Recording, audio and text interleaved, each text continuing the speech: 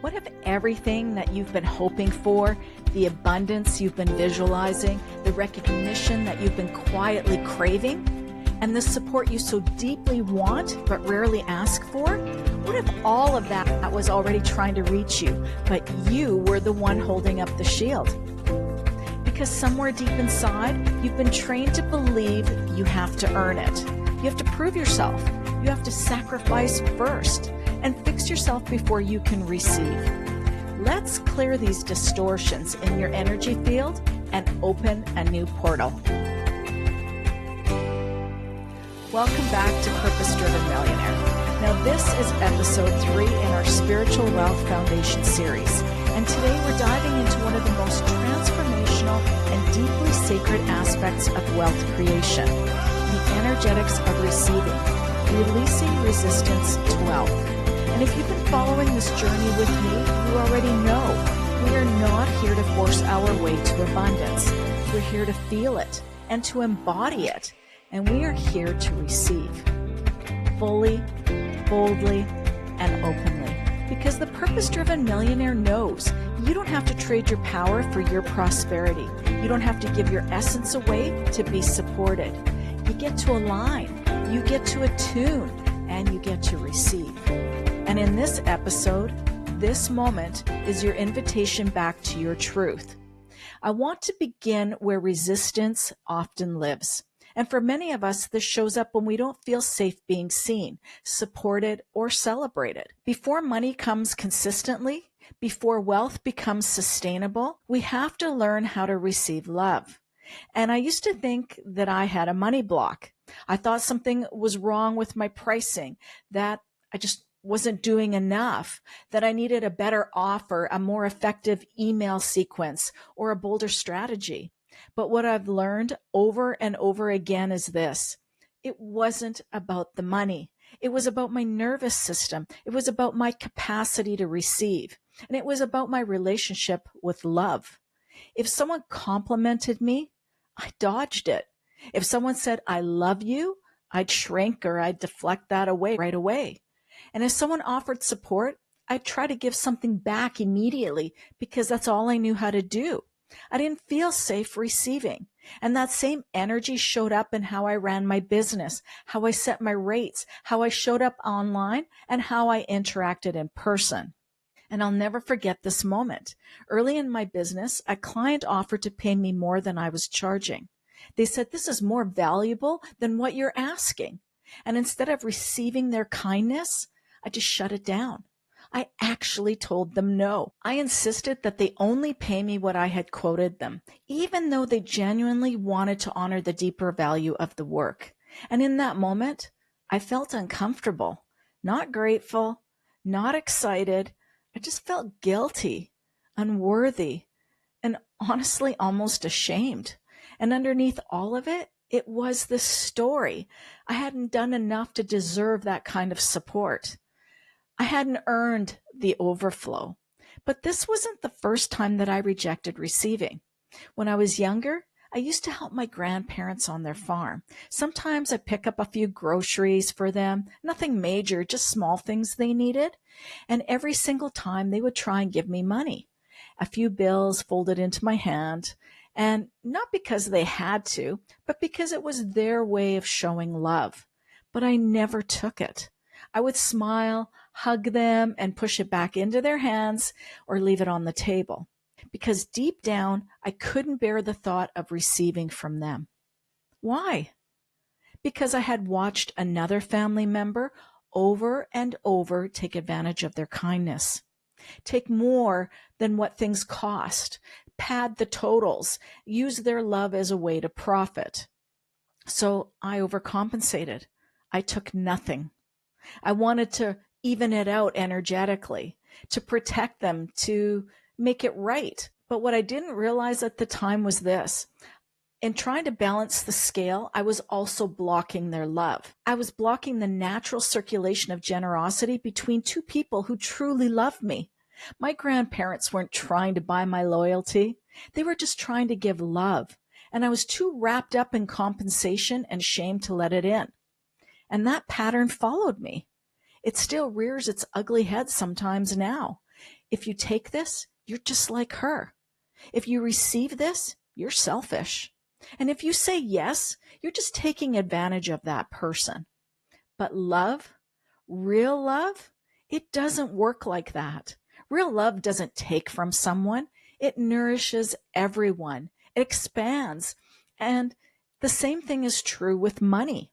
So let's just pause here because I want to share something that might not resonate with everyone, but it's the heart of today's episode. I feel that money and love, they vibrate at the same frequency. Many people might argue that love is the highest frequency, and I agree. But hear me out. What if the doorway to financial wealth wasn't just mindset, work, or strategy? What if it was accepting more love for yourself? Giving more love to yourself? What if the root of most money problems was actually a lack of love? Not a lack of love for others, but a lack of love towards yourself. And this is the key. And I feel this is the portal. The way to resonate with wealth is not by perfecting your strategy. It's by letting your guard down. So ask yourself right now, who are you protecting by not letting love in? Many times resistance to receiving is a trauma response. We've been hurt, we've been abandoned, and we've been taken advantage of. So we create these boundaries, but sometimes those boundaries, they become barriers. And I know for me, the more I harden myself to people, the more abundance stopped flowing to me as well. And I always had to prove that I could do it alone and that I didn't need anyone. But these boundaries, they constrict our energy when they're rooted in fear. Standards, however, they are powerful. Standards are a proclamation, a frequency. They declare what you will and will not accept without closing your heart. This is a key turning point in growing a business as a purpose-driven millionaire.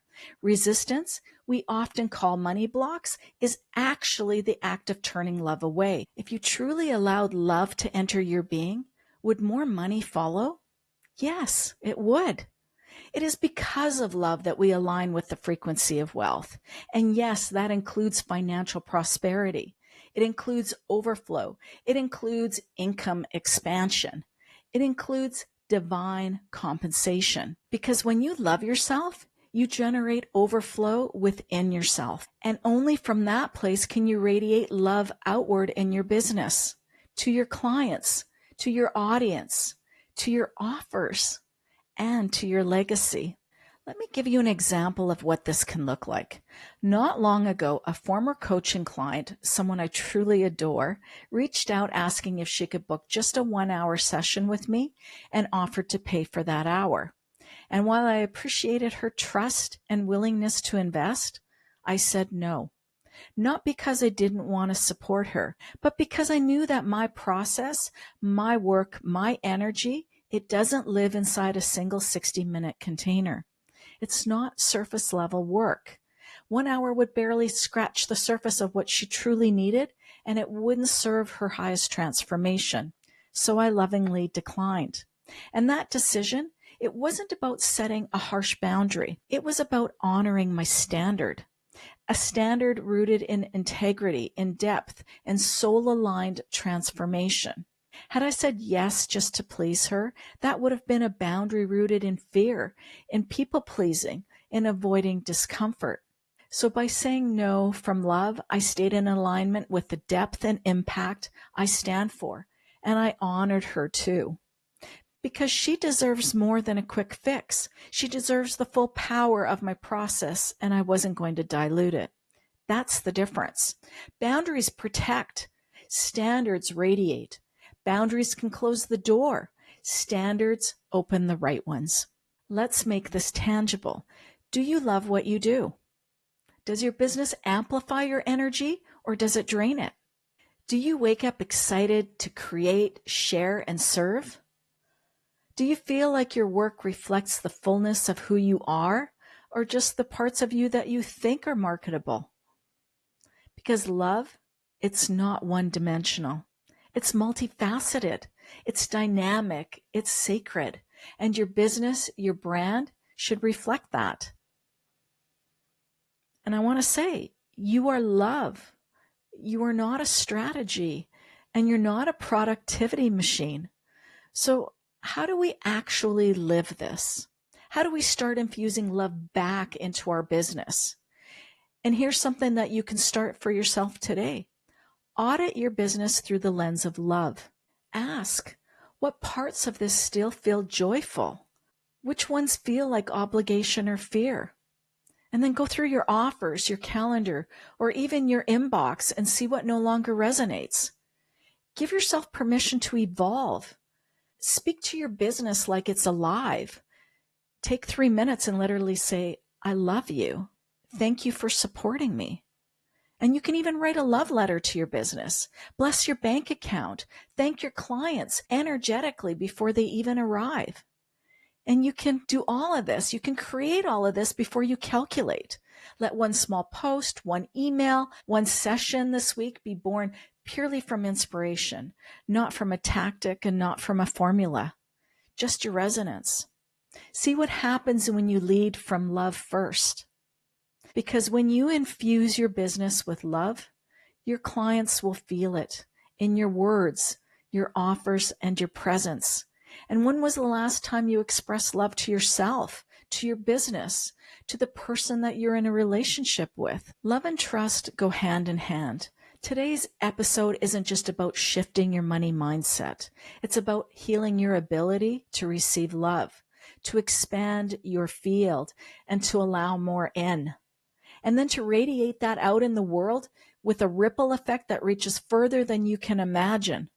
Because money is love, and love wants you to let it in. And overflow, it's not about numbers. It's about vibration. Being in overflow is a high frequency, elevated state of being. It's where you communicate from your soul and you show it fully expressed. You help others get results because your energy is encoded with love, not lack. So love, it is the ultimate yes, and it is woven into money. The exchange of this money is sacred because when you hold the intention to do more good in the world, money hears you. And love supports you, and you are not asking for too much. You are a vessel for transformation. I posted a reel on Instagram. It wasn't a launch or a strategy. It was just me speaking truth from my heart. I talked about what it feels like to stay in a job where you're undervalued, underrecognized, where your responsibilities keep growing far beyond your role, and where you just feel like no one actually sees you. And I got a DM from someone who wrote, "Are you reading my mind?" And that one message held so much because I could feel the depth of her emotions in just those few words. And I didn't push. I didn't urge her to sign up or take action because this moment wasn't about strategy or closing a sale. It was about holding space, another form of love. She's still moving through some fear. I could sense it. And she's still in her healing process. And she's still remembering that she's worthy of more and finding the courage to choose herself fully. And here's what I want to bring to the forefront. As business owners, we're often taught to act on those moments, to slide into those DMs, to close when someone is vulnerable. But that is not attracting money from overflow. That is scarcity wrapped in urgency. And we can feel the difference. And this is where more entrepreneurs, they just need to pause to feel into what's really going on here. Because sometimes support looks like space, not pressure, not a discount code, but just being there in that moment. And purpose-driven millionaires, they hold space. We trust the timing. We lead with integrity.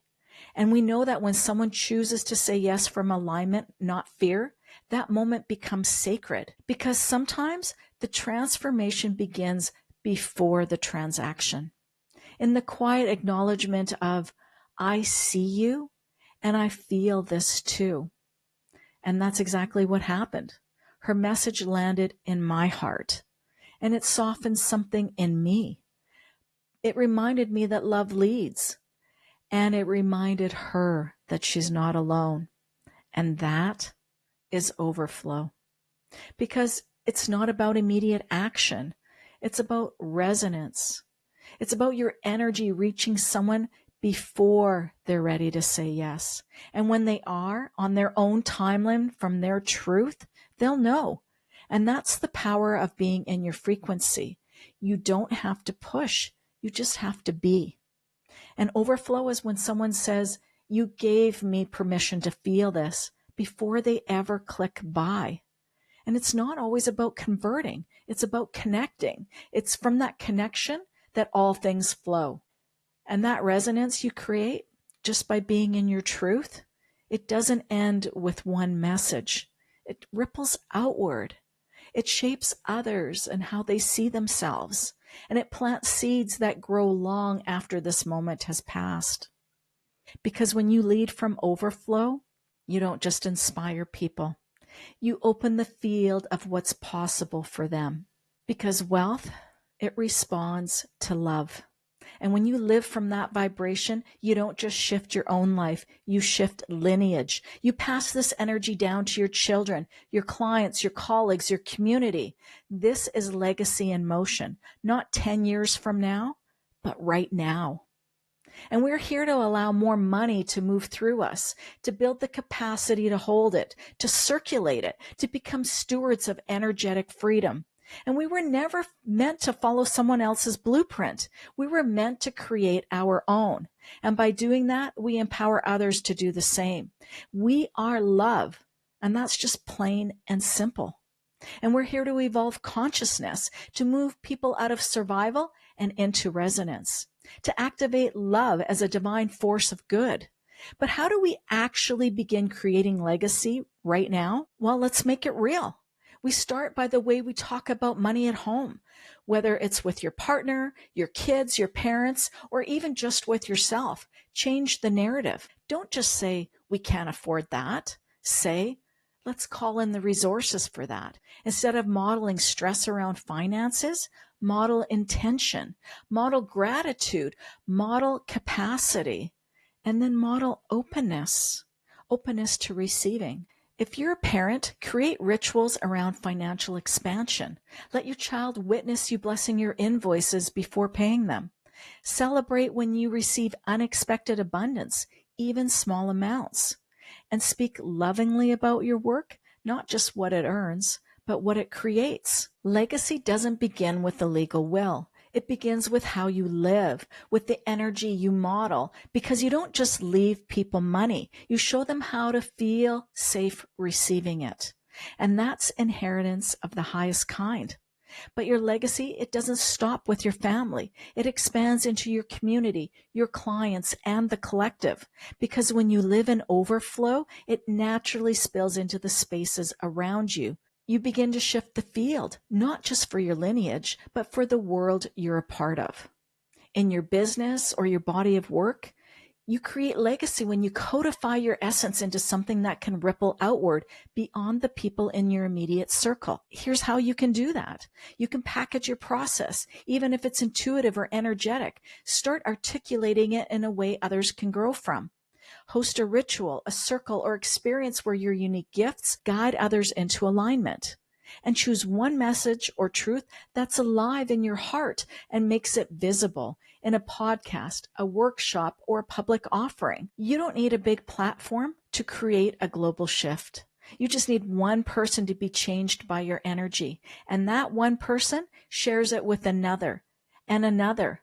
And legacy lives in how you make people feel and how you leave them better than when you first meet them and how your voice becomes a mirror of their own truth. This is how we shift lineages. This is how we shift culture. And this is how we let wealth be a force of good. Because wealth, it isn't something you earn. It's something that you embody. And you don't have to work harder to prove that you're worthy. You don't have to sacrifice love or money. You don't have to hustle your way into feeling good because you're already love. And love is what wants to keep moving through you. And this right now is how we build legacy, not someday, but staying connected to yourself by letting more in, more love, more money, more support without any guilt. By creating a life and a business that runs on overflow, not depletion. And the beautiful part, That kind of living, it doesn't just change your life. It shows others what's possible. It models expansion and gives others permission. We're not here to package ourselves into someone else's version of success. We're here to lead with what's true, to show up with our whole hearts. And if this episode touched something inside of you, if it softened a layer, brought something up, or simply reminded you that you're not alone, don't leave that moment hanging.